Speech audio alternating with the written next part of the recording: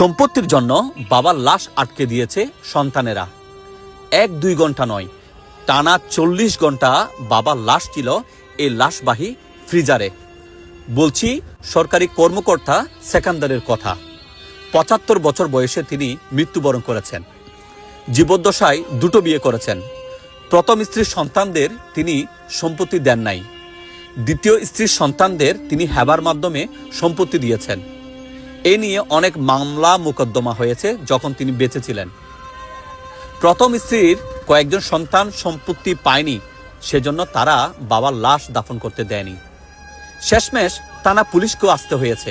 টানা 40 ঘন্টা বাবার লাশ এখানে অ্যাম্বুলেন্সে থাকার পর একটা সিদ্ধান্তে আসা হয়। সেটা হচ্ছে দ্বিতীয় স্ত্রীর সন্তানেরা প্রথম স্ত্রীর সন্তানদের 4 শতক জায়গা লিখে দিবে।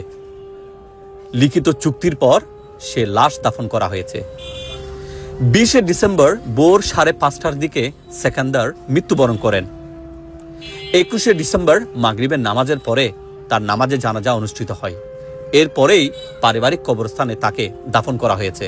আলোচিত এই ঘটনাটা ঘটেছে চট্টগ্রামের হাটহাজারী উপজেলার পৌরসভার একটি গ্রামে। যদিও সেকান্দার পৌরসভার বাসিন্দা নন, তিনি পার্শ্ববর্তী একটি ইউনিয়নের বাসিন্দা।